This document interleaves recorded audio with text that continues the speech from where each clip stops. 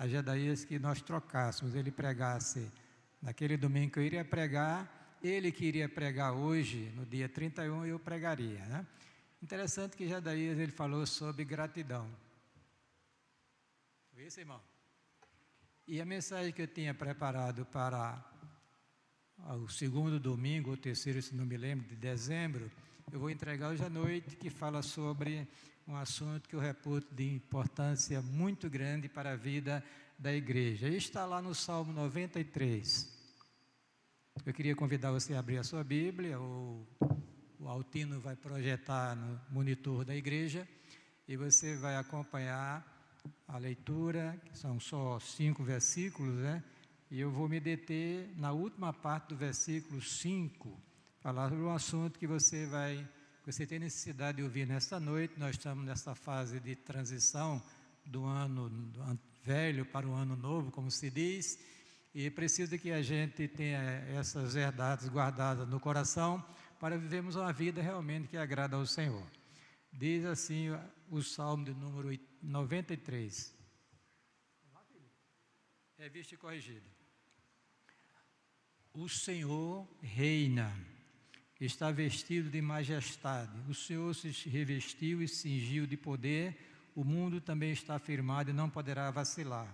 O teu trono está firme desde então, tu és desde a eternidade. Versículo 3. Os rios levantam, ó Senhor, os rios levantam os seus ruídos, os ruídos levantam as suas ondas. Os rios levantam as suas ondas, mas o Senhor nas alturas é mais poderoso do que o ruído das grandes águas, do que as grandes ondas do mar. Muito fiéis são os teus testemunhos, a santidade convém à tua casa, Senhor, para sempre. Diga amém. A santidade convém à tua casa, Senhor, para sempre. Feche os seus olhos e faça uma oração, porque eu já disse aos irmãos, nenhum pregador tem condição de falar ao seu coração. Fala aos seus ouvidos. Daí para frente é uma obra exclusiva da graça de Deus. E ai do homem, da mulher que Deus silenciou para ele. Davi diz, calando tu ao meu respeito, pronto. Não tem mais o que fazer. Mas graças a Deus, irmãos, que o nosso Deus é um Deus que fala. Deus vivo, verdadeiro, nós precisamos ouvir a voz do Senhor, que essa voz é poderosa, que é cheia de majestade. Então peça a Deus nesta noite, por graça e por misericórdia, Ele ministra o seu coração, enquanto eu falo aos seus ouvidos. Não tem essa competência de mexer com as suas entranhas, com o seu coração, mas Deus pode. E Ele quer fazer aqui nesta noite. Pai, nós queremos te agradecer pela bênção de estarmos juntos nesta noite, em Tua casa, diante de Tua presença, para apresentar ao Senhor o culto que lhe é devido. Queremos te agradecer pelos Teus filhos que se encontram aqui no santuário, e aqueles que se encontram nas redes sociais, e que aqueles que ainda um dia irão abrir este vídeo, o vídeo deste culto, para assistir, para ouvir a palavra, ouvir os louvores, os testemunhos, as orações. Se você servir a ministrar nossas almas nesta noite, nós precisamos, Senhor, de Ti. Precisamos, ó Senhor, que Tu abra os nossos olhos espirituais, para que possamos enxergar a grandeza, Senhor, a beleza, a realidade das coisas espirituais. Tenha misericórdia de nós, abençoe as nossas vidas, as nossas famílias, os irmãos que estão enfermos, pedimos pela igreja como um todo, a todos que fazem parte desse ministério e também pela Tua igreja espalhada em toda a face da terra. Assim nós oramos, suplicamos com gratidão, em nome de Jesus. Amém. Fique quietinho, peça a Deus para não cochilar, viu? Para ouvir a voz do Senhor, através de Sua palavra. Queridos, este salmo é um dos salmos reais. É porque o livro de Salmos tem 150 salmos e nós temos diversas ênfases nesses livros, né? Dentre eles, aqueles salmos que falam sobre a realeza de Deus, né? A realeza, o reino de Deus, o governo de Deus, a sua soberania, o seu controle sobre tudo e todos. São chamados de salmos reais, e esse é um deles, é o primeiro do grupo de salmos reais que você vai encontrar nas Sagradas Escrituras, né? Olha, O versículo 1 e 2 fala sobre o Senhor no seu trono de glória. As crianças não vão se dividir hoje não, né, Lígia? Fica tudo aqui, fiquem quietinhos, os pais fiquem pertinho delas, né, para elas poderem, você poder ouvir a palavra do Senhor. Olhe, todas as visões que as pessoas tiveram de Deus, o viram no seu trono, e um trono de glória, majestoso, não é? A palavra de Deus diz que Jesus é separado dos pecadores, feito mais sublime do que o próprio céu.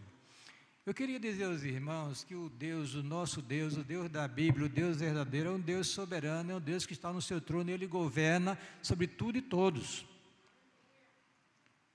Ele tem controle de todas as coisas, nada acontece no universo, queridos, e especialmente na igreja de Cristo, se Deus não permitir ordenar que aconteça. Tudo está sob o seu controle soberano. A gente precisa aprender a descansar na soberania de Deus. Lá no Salmo 103, versículo 19, diz o seguinte, que nos céus estabeleceu o Senhor o seu trono e o seu reino domina sobre tudo. Então tudo está sob o controle do Senhor, a minha vida, a sua vida, os nossos dias. O presbítero Léo contou aqui o seu testemunho, as portas da morte, como Deus preservou a vida dele, quantas pessoas morreram nesta pandemia, pastores, amigos meus, presbíteros, diáconos, homens importantes no meio da igreja, mas não chegou a nossa hora, como diz o presbítero Francisco, nós estávamos na fila, mas não, e o Senhor resolveu graciosamente nos tirar da fila, né? Então bendiga o Senhor nesta noite, queridos. Às vezes a gente pensa que as coisas estão descontroladas, não estão. Deus está no seu trono, diga amém, controlando todas as coisas, governando todas as coisas, nada acontece se Ele não permitir nem ordenar, e isso é para a igreja um conforto espiritual muito grande. Aliás, Paulo já dizia que todas as coisas cooperam para o bem daqueles que amam a Deus, daqueles que são chamados segundo o seu decreto ou o seu propósito. Então descanse no Senhor nesta noite. Estamos aí na perspectiva de um ano novo, difícil, complicado. A política vai pegar fogo, vai desnortear a igreja de Cristo, que ela está se envolvendo. Mas saibamos nós que o Senhor está no seu trono e fará a sua vontade, bendito seja o nome do Senhor. Amém? Então o versículo 1 e 2 diz sobre isso, irmãos. Inclusive diz que este trono, o trono do Senhor, é um trono eterno. Deus não é um Deus intempestivo, que faz as coisas assim de improviso, não. Tudo já está programado, determinado e decidido por Ele, e as coisas caminham segundo a sua santa e soberana vontade. O versículo 3 e 4 fala justamente sobre tempestades, dificuldades, águas revoltas, ondas bravias que se levantam, mas diz, irmãos, que Deus, com a sua voz poderosa, Ele é mais poderoso do que tudo isso que está acontecendo por aí. Às vezes desaba uma tempestade em nossa vida e nós não sabemos por que está acontecendo aquilo ali. Quando menos se espera, a tempestade se instala, as ondas se tornam bravias, revoltas, e você fica talvez até apavorado, mas Deus está no seu trono, governa, e a palavra diz que o Senhor nas alturas é mais poderoso do que o ruído das grandes águas, bendito seja o nome do Senhor. Mas, no versículo 5, você vai encontrar duas grandes verdades declaradas aqui. Primeiro é que a fidelidade de Deus. Quando eu disse aos irmãos aqui que a presença do Senhor no meio da igreja não depende de nossa santidade, não depende como nós estamos nos comportando na igreja.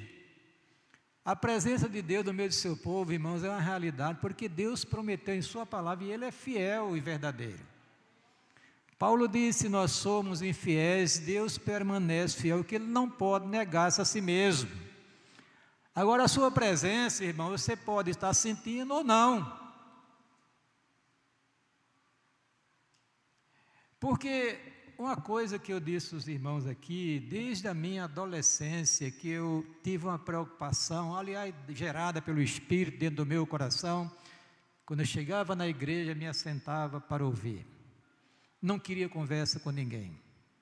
Os pastores às vezes conversam muito, e às vezes eu coloco não aqui o caso dos meninos aqui, né, mas uma cadeira vazia sempre, para não estar ninguém nos concílios da denominação falando e perdendo o privilégio de ouvir a voz do Senhor, que é poderosa e cheia de majestade.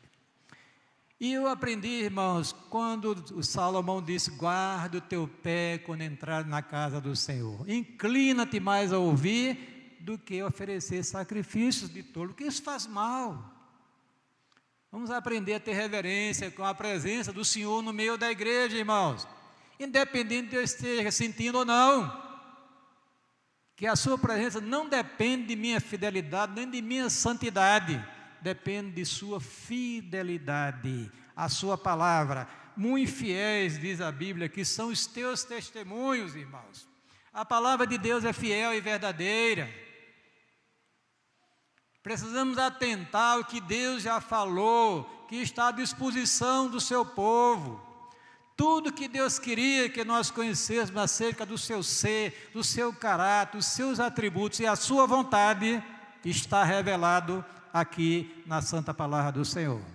Buscai no livro do Senhor e lede, diz a Bíblia: nenhuma destas coisas falhará, nenhuma nem outra faltará, porque minha própria boca o disse, e o meu espírito mesmo as ajuntará. Então você perde quando você não dedica um pouquinho do seu tempo a ler a Palavra de Deus. É como se você estivesse trancando a boca de Deus em relação à sua vida. Isso é uma tragédia na vida da gente. Porque se você não está ouvindo a voz de Deus, está ouvindo a voz do diabo, a voz do mundo, ou a sua própria voz, irmãos. Estamos aí diante do novo ano que se aproxima daqui a pouco, está chegando, 2022, e Deus tem uma expectativa acerca de você que está aqui nesta noite, que não está aqui por acaso. Deus lhe trouxe pelo seu Espírito aqui à sua casa, para que você pudesse celebrar o seu grande e glorioso nome, e ouvir os testemunhos e a sua santa e bendita palavra. Valorize este momento na sua vida. Mas vamos lá. Mas a última parte deste salmo diz assim: a santidade convém à tua casa, ó Senhor, para sempre. Irmãos, aí eu queria aqui mastigar um pouquinho. Olha, preste atenção. O que é santidade? Santidade, irmãos, no que se trata na experiência do cristão, é ele ser separado do pecado para uso exclusivo do Senhor. A Bíblia diz que nós somos uma propriedade exclusiva de Deus. Fomos comprados por bom preço, quer dizer, nós somos santificados, separados, purificados e separados para o uso do Senhor. Deus é santo, Ele é separado dos pecadores. A santidade é um atributo de Deus. Essencialmente, Ele é santo, o seu caráter. Olha o que a Bíblia diz, preste atenção.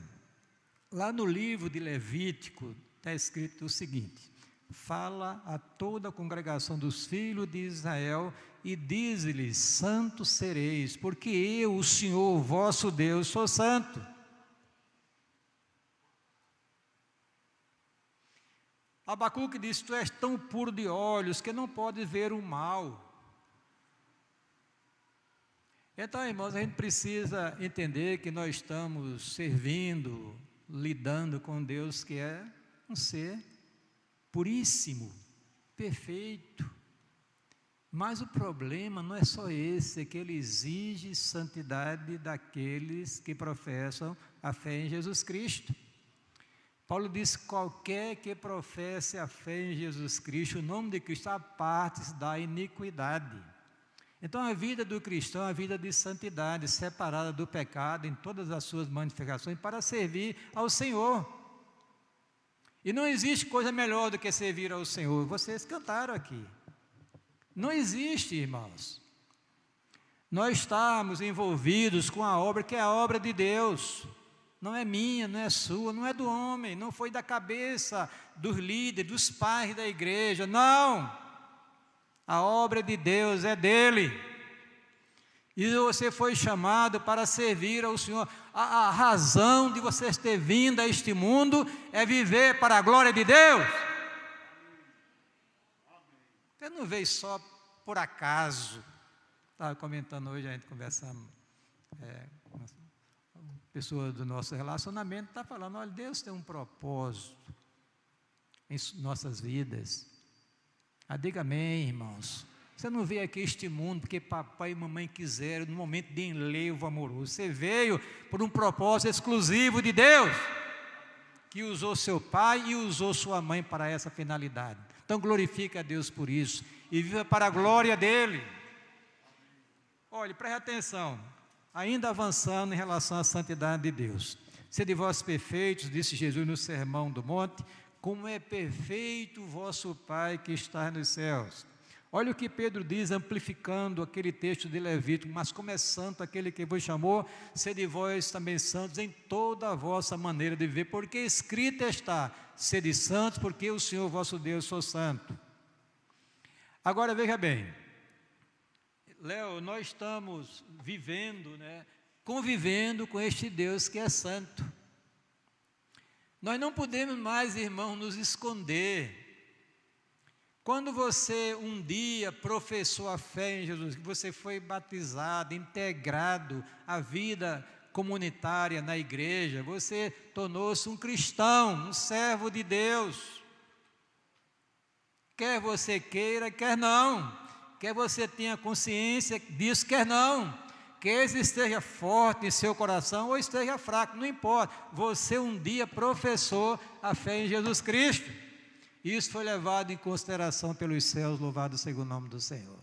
Agora veja bem, esta santidade de Deus, este caráter, essa faceta do caráter de Deus, o grande problema para nós seres humanos é porque Deus impinge isso em nossas vidas. Ele exige santidade do homem que criou. E especialmente do homem e da mulher que professa a fé em Jesus Cristo. Muita gente pensa que Deus ele não vai chamar o homem à responsabilidade. Vai, irmãos. Deus, ele, por ser santo, ele elaborou um código de ética e entregou para ser observado. E seremos julgados por esse código de ética no grande dia em que o Senhor virá buscar a sua amada igreja. Todos os homens, todos irão comparecer diante do Senhor, abrir-se-ão os livros, eles serão julgados, de acordo com o código de ética definido por Deus em sua palavra. Quando o salmista disse aqui pelo Espírito, que foi Davi, ele disse, santidade convém à tua casa, ó Senhor, para sempre. Evidentemente, no contexto histórico, ele estava olhando para o templo de Jerusalém. Era a casa do Senhor, onde as tribos de Israel subiam para celebrar o Senhor. Mas, evidentemente, que esta casa, irmãos, é a igreja de nosso Senhor Jesus Cristo. Amém? A santidade convém à tua casa, ó Senhor. Nós somos chamados na nova dispensação, o povo de Deus, a casa de Deus. A igreja do Deus vivo, coluna e firmeza da verdade. E a santidade, irmãos, convém a esta casa. Ou melhor, convém àquela pessoa, como foi dito aqui, num dos cânticos, você se tornou, ou tornou-se pela graça de Deus, santuário do Deus vivo. Imagina os irmãos, que privilégio Deus nos concedeu, irmãos. É um tesouro em vaso de barro. O Espírito de Deus veio habitar no interior do crente em Jesus Cristo, irmãos. Vocês sabem o que Tiago disse para os seus leitores? Na época ele escreveu a sua carta e para toda a existência do homem aqui na face da terra, diz que o Espírito que habita em nós tem ciúmes. Deus não quer compartilhar você com o pecado. E a Bíblia chega a dizer, qualquer que quiser ser amigo do mundo, constitui-se inimigo de Deus. A santidade convém à casa do Senhor, ao crente que professa a fé em Jesus Cristo, queridos. Você que está me ouvindo nas redes sociais, Você precisa entender essa verdade que a palavra de Deus nos revela. Que Deus nos chamou para uma vida de santidade, de santificação, ou seja, separada do pecado para viver para a glória dEle, envolvido com a causa dEle, com a obra dEle, que você não é mais seu, você pertence agora ao Senhor. Eu não posso fazer de minha vida o que eu quero, eu tenho um compromisso com Deus, meus irmãos. Quando eu saí da Embratel, eu passei 20 anos trabalhando lá, eu me qualifiquei para ser um profissional, um consultor empresarial, para ganhar grana, mas mesmo eu não tinha muito amor por dinheiro. Mas, diante da chamada do Evangelho, eu já vim orando, Senhor, me dê tempo para te servir com tempo integral. Era a minha oração constante. E Deus, graciosamente, me aposentou até, coisa inusitada, com 46 anos de idade, e não foi com trambique não, viu? Foi legalmente, porque desde 18 anos de idade eu tinha carteira assinada. Eu me aposentei proporcionalmente, perdi dinheiro, mas, irmãos, ganhei algo muito melhor, um envolvimento na obra do Senhor, bendito seja Deus por isso.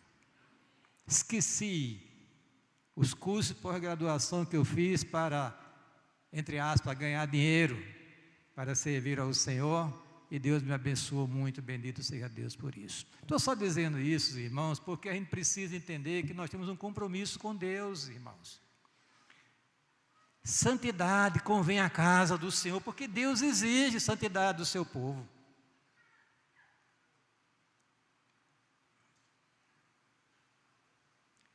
Porque esta, disse Paulo, é a vontade de Deus para as vossas vidas, a vossa santificação. Aí ele trata agora numa área muito, digamos assim, crucial na vida do homem, que é a questão sexual. Porque esta é a vontade de Deus para a vossa vida, que vos abstenhais da prostituição. Palavra de Deus aqui no Evangelho, ou melhor, na carta de Paulo escreveu aos Tessalonicenses. Aí diz aqui a palavra, porque não nos chamou Deus para a imundície, mas para a santificação. Então você não tem opção. É uma exigência de Deus, não é minha não, irmão. Mas aquele pastor é chato. Não, é exigência da palavra do Senhor.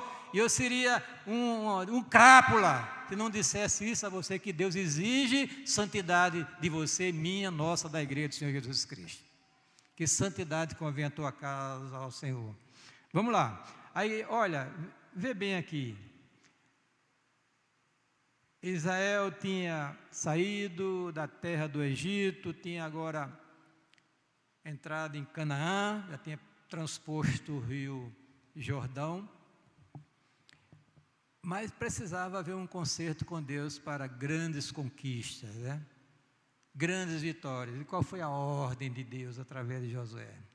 Disse Josué também ao povo de Israel, santificados, porque amanhã o Senhor fará maravilha no meio de vós. Deixa eu ir adiante. A santidade, irmãos, que é parte essencial do caráter de Deus, que é a exigência de Deus para a sua igreja, é a obra que é Deus fazendo nas nossas vidas. Quando você, pela graça de Deus, foi alcançado pelo Evangelho, você foi purificado dos seus pecados através do poder do sangue do Cordeiro. Glória a Deus por isso. Um ato instantâneo da graça de Deus. Mas agora, diante de você, apresenta-se uma vida o desafio para uma vida de santidade. Por quê? Porque você continua com a sua natureza humana inclinada ao pecado. E além disso, você tem um mundo que está posto numa liga e tem o próprio diabo, que é opositor, inimigo do homem, inimigo da igreja de Cristo. Vosso adversário, disse Pedro. Então, irmãos, nós precisamos que Deus nos ajude nesta obra de santificação. Aliás, a Bíblia diz que o Deus de paz os santifica em tudo. Ele continua trabalhando na vida dos seus filhos, levando a vida de santificação. Por quê? Porque o Espírito de Deus tem a incumbência de entregar a Jesus, no dia do arrebatamento da igreja, uma igreja pura, imaculada, ou santificada.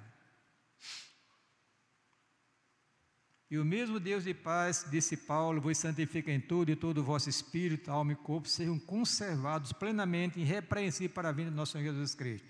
Olha que Pedro diz, eleito segundo a presciência de Deus Pai, em santificação do Espírito.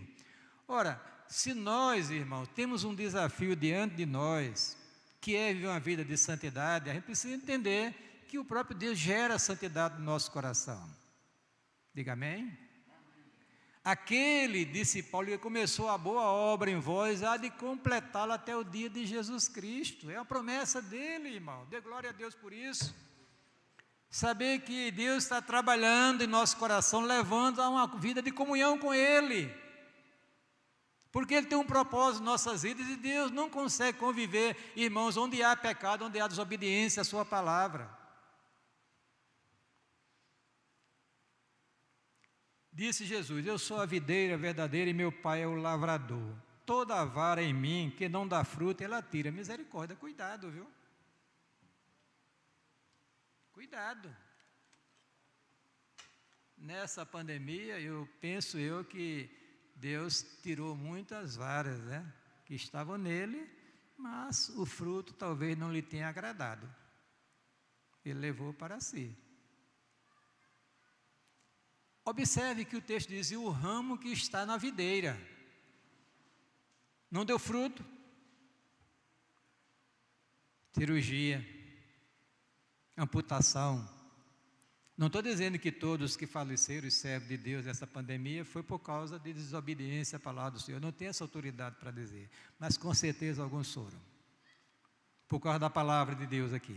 Aí diz a Bíblia aqui, e limpa toda aquela que dá fruto, para que dê mais fruto ainda, glória a Deus. Esta obra continua. Irmãos, quando você vem para a igreja, aqui, ou melhor, não estou falando necessariamente aqui nessas instalações, mas falando do povo de Deus, se é onde Deus ministra as nossas almas. E eles nos levam a vida de reflexão para nós largarmos o pecado em todas as suas manifestações. Só uma mente cauterizada pelo pecado é que não consegue mais discernir entre o que é certo e o que é errado. Mas um servo de Deus discerne, irmãos. Discerne, porque o Espírito de Deus opera na vida dele, bendito seja o nome do Senhor. A menos que o Espírito esteja entristecido, ou a sua ação apagada, que é uma tragédia na vida do cristão. Então aguarde juízo,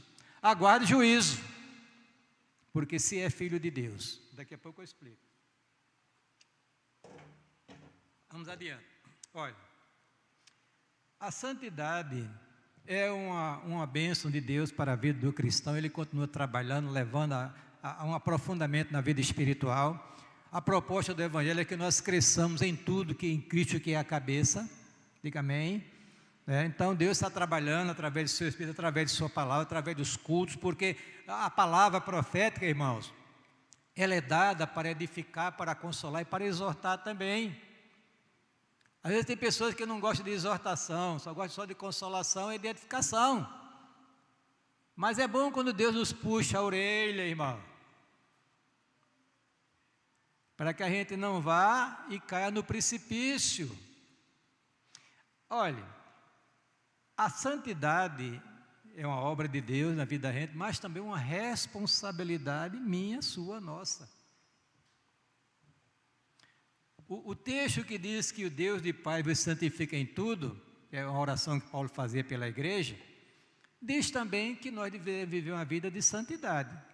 Cada um que está aqui nesta noite, neste santuário, e nos ouvindo através das redes sociais, tendo um ano novo que se aproxima daqui, a pouquinho, está se aproximando, precisa refletir, esta palavra para reflexão, entrar neste ano novo sob uma direção segura de Deus para as nossas vidas, para nós vivermos para a glória dEle, para, digamos assim, irmãos, para a edificação da igreja e para a felicidade nossa, porque ninguém é feliz se a gente não vê uma vida de santidade, uma vida de acordo com a palavra de Deus. É ledo engano.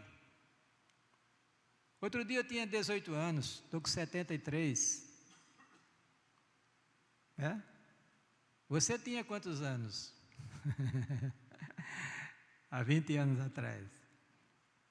Olha, irmãos, veja, então a gente precisa refletir naquilo que é mais sagrado, que tem dimensão eterna. Aliás, Paulo já dizia isso: não atentando nós nas coisas que se veem, e sim nas que se não veem. Porque as que se veem são temporais, as que se não veem são eternas, irmãos. A nossa vida está em jogo. E as pessoas vivem como não tem nada no reino de Deus, como se nada tivesse, que não existe propósito de Deus, um programa divino definido na palavra do Senhor. Alheio a esta verdade, que a palavra de Deus nos declara. Nós temos uma responsabilidade muito grande diante do Senhor. Olha o que a palavra de Deus diz: quem é justo, faça justiça ainda. E quem é sujo, suje-se ainda. E quem é justo, faça justiça ainda. E quem é santo, seja santificado ainda. Apocalipse, capítulo 22, versículo 11. No apagar das luzes do livro de Apocalipse. Tem um texto longo que eu não vou ler aqui por causa da hora, né, é de Efésios, que eu queria até que você lesse em casa. Por gentileza, marca na sua Bíblia, Efésios 4, 22 a 32. Nós temos aí um chamado à santidade. Paulo detalha os problemas na igreja de Éfeso, que são os nossos problemas também. Paulo fala de mentira, Paulo fala crente brigando com crente, falta de amor. Isso, Paulo trata pelo Espírito, limpando a igreja para viver uma vida de santidade para a glória de Deus. Essa mesma igreja que lá na frente tinha um perfil maravilhoso, trabalhava, era dedicada, etc. Mas Jesus diz: falta-te uma coisa, tenho porém contra ti que deixaste o teu primeiro amor. A igreja tinha tudo, tinha dinheiro, tinha obreiro, era fiel doutrinariamente falando, mas perderam a devoção, o prazer no Evangelho, o prazer em Cristo. Tenho, porém, contra ti que deixaste teu primeiro amor. Arrepende-te. A mensagem para 22 é arrependimento. Se é que nós queremos gozar da presença intensa do Senhor no meio do seu povo, bendito seja Deus por isso. A santidade convém ou é necessária à tua casa, Senhor, para quê? Pai, eu estou terminando. Primeiro, para manter a comunhão com Deus. Olha, lá em Amós está escrito o seguinte: como andarão dois juntos se não estiverem de acordo? Como é que você quer ver uma vida com Deus, dizendo que é crente, professa a fé em Jesus Cristo, que canta e toca, e se não vive uma vida aderente, adequada com os preceitos de Deus? Como andarão dois juntos se não estiverem de acordo? Ou nós nos adequamos a diretrizes da palavra do Senhor, nós iremos sofrer as consequências, irmãos. Deus é um ser pessoal. Muita gente já disse aqui, imagina Deus como se fosse uma fonte de energia, de poder, que você se liga pela fé, bota uma tomada, um garfo, um equipamento naquela tomada, e dali sai energia e o equipamento funciona. Nós não negamos que o nosso Deus é uma fonte de poder, não. Confessamos, proclamamos, mas Deus, antes de tudo, é um ser pessoal, tem inteligência, vontade e emoção. Diga comigo: Deus é inteligente, tem vontade e tem sentimentos também. E agora, como é que eu vou viver um Deus que é um ser pessoal? Eu, rebelde, desobediente, intransigente e negligente, não dá para viver uma vida cristã adequada. Como andarão dois juntos se não estiverem de acordo? Ou nós nos adequamos à vontade de Deus, ou nós não chegaremos a lugar nenhum, irmãos.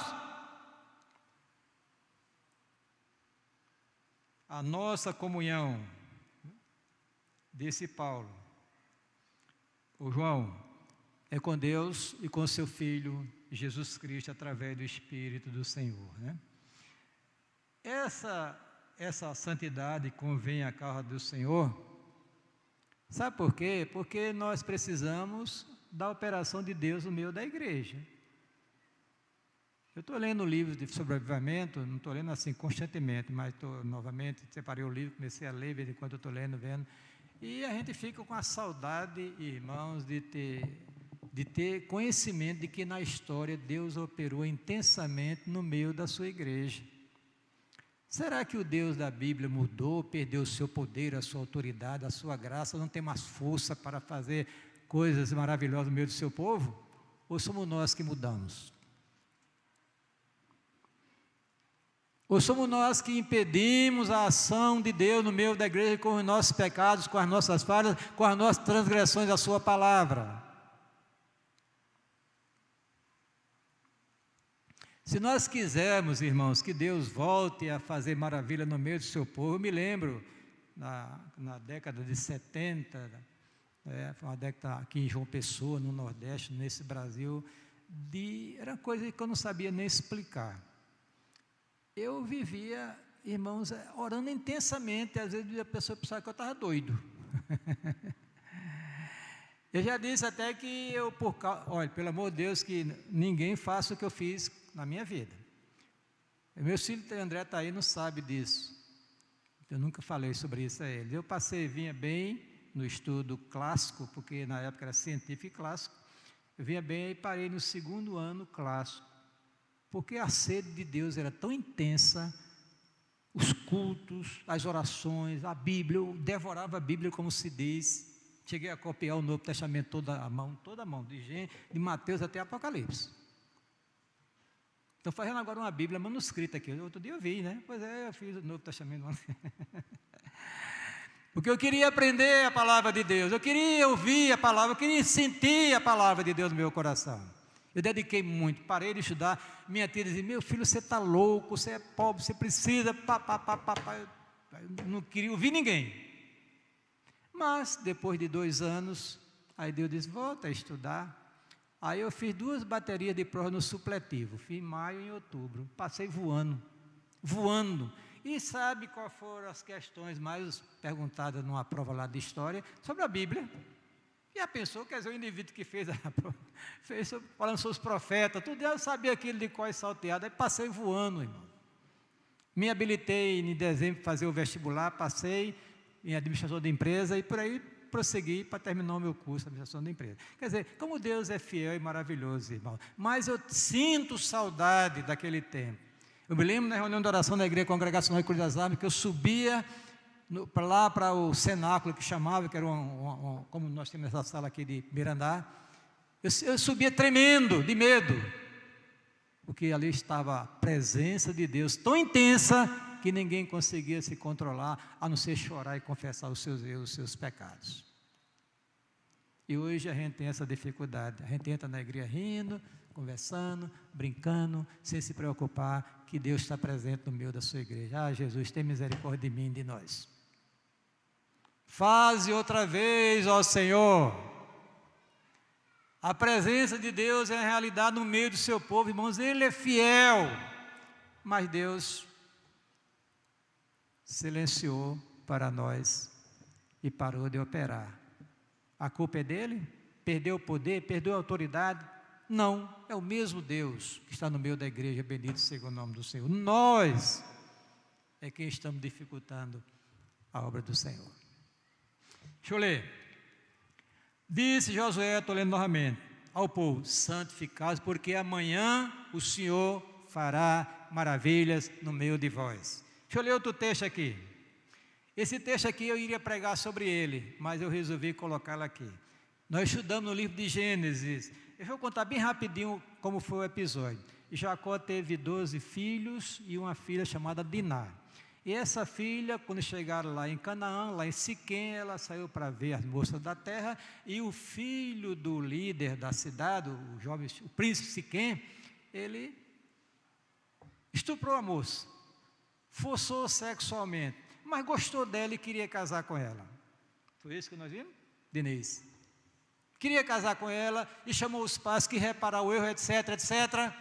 E a Bíblia diz que os filhos de Jacó fizeram uma trama, enganaram os siquemitas: nós vamos dar a nossa filha, mas se vocês se circuncidarem. Olha, o texto diz que quando estava mais, a dor mais intensa da circuncisão, porque já idosos, as pessoas maduras, os filhos de Jacó chegaram lá, Simeão e Levi, mataram todos os homens, levaram as mulheres, fizeram um negócio terrível naquela cidade. E Jacó, quando soube, ficou apavorado. E vocês fizeram muito mal. Eles disseram: faria de nossa irmã a prostituta? E Jacó não disse mais nada, mas ficou com medo. Mas, irmãos, aí agora vem aquilo que eu vou dizer aqui. Então Jacó faz a família, traz para perto de si e fazem um concerto com Deus. Aí diz o texto: então dera a Jacó todos os deuses estranhos, olha que coisa interessante, vieram da casa de Labão, com aqueles atavios, aquela idolatria que imperava na família de Labão. Aí diz o texto aqui: então deram a Jacó todos os deuses estranhos que tinham em suas mãos, as arrecadas que estavam em suas orelhas, e Jacó os escondeu debaixo do carvalho que está junto a Siquém. Aí agora vem a bênção: e partiram, e o terror de Deus foi sobre todas as cidades que estavam ao redor deles, e não seguiram após os filhos de Jacó.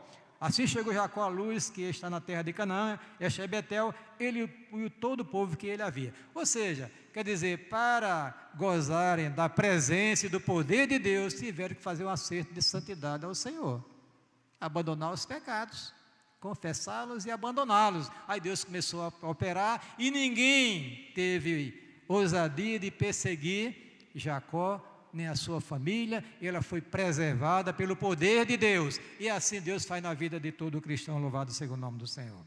Porque o Senhor Deus é um sol e justiça, um sol e escudo. O Senhor dará graça e glória, não negará bem alguns que andam na retidão. Aí diz o texto: e aquele que me enviou, disse Jesus, está comigo. O Pai não me tem deixado só, porque eu faço sempre o que lhe agrada. Como é que você quer gozar da bênção de Deus se você é desobediente à palavra de Deus? Jesus, como homem, gozava da presença do Pai intensamente, porque ele diz: porque eu faço sempre o que lhe agrada. Aí diz aqui: e abrindo Pedro a boca, disse: reconheço por verdade que Deus não faz acepção de pessoas, mas que Ele é agradável àquele que em qualquer nação o teme e obra ou faz o que é justo. Se nós quisermos gozar, irmãos, da ação poderosa de Deus, precisamos trilhar o caminho da santidade. Eu, você, nós, a igreja do Senhor. E nós iremos gozar um pouquinho do céu aqui na terra, irmãos, porque o poder do Senhor é imenso, está à disposição da igreja, do seu povo. Para terminar, convém santidade na tua casa para evitar a ação disciplinar de Deus. Pronto. Aí agora vamos lá. Diz a Bíblia: e já vos esqueceste da exortação que argumenta convosco como filho. Filho meu, não despreza a correção do Senhor, e não desmais quando por ele fores repreendido. O Senhor repreende e corrige a quem ama, e açoita a qualquer que recebe por filho. E ele diz: se estáis sem disciplina, sois bastardos e não filhos. Deixa eu traduzir. Uma pessoa que professa a fé em Cristo, erra, e nada acontece de desagradável na vida dele, das duas uma: ou ele não nasceu de novo, ou ele está com o coração embrutecido por causa do pecado, e com certeza aguarda um tsunami espiritual na vida dele, que vai levá-lo à reflexão. Olha o que o texto diz lá no Salmo 19. Enquanto ele diz assim: foi bom eu ter sido afligido. Olha que conclusão o salmista tirou: porque agora aguardo a tua palavra. Então, se você é crente, irmãos, aí André, ele sabe que eu chegava junto, não sei se ele se lembra, né? Dele, de Ana e de eu de Júnior. Pai, com responsabilidade com os filhos. Por que eu disciplinava? Porque eu queria que eles andassem direitinho, para não ser marginalizado ou sofrer consequência lá no mundo. Ora, se isso acontece na vida de um pai normal, quer dizer, um ser humano, a mesma coisa em relação a Deus, que é o Pai Celestial, irmãos. Isso aqui é pastor, presbítero, diácono, evangelista, seja lá quem for.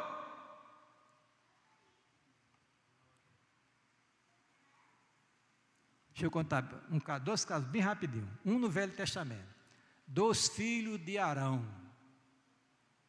recém-consagrado ao ministério sacerdotal. Aí diz o texto, que eles um dia inventaram de oferecer incenso ao Senhor, que não era de acordo com o especificado por Deus. Cheguei lá, todo paramentado, todo bonitão, entraram no santuário, no lugar santo, e pegaram o incenso, tocaram, botaram fogo e foram apresentados diante do Senhor. Foram fulminados na hora. Morreram, deu um culto, Deus castigou aqueles homens ali, eles morreram dentro do santuário, servindo ao Senhor, porque apresentaram algo que não era especificado por Deus.